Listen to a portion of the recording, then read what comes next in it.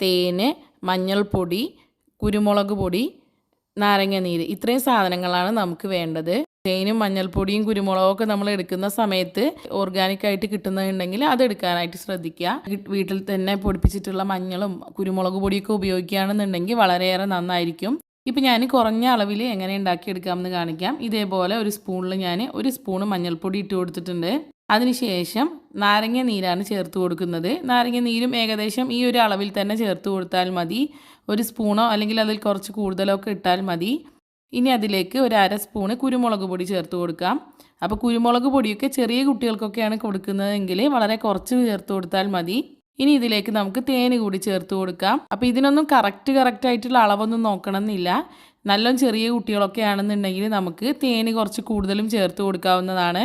അപ്പോൾ ഈ ഒരു കൺസിസ്റ്റൻസിയിൽ വരുന്നത് വരെ നമുക്ക് തേൻ ഒഴിച്ച് കൊടുക്കാം. അപ്പോൾ ടേസ്റ്റ് ചെയ്ത് നോക്കിയിട്ട് നമുക്ക് കഴിക്കാൻ പറ്റുന്ന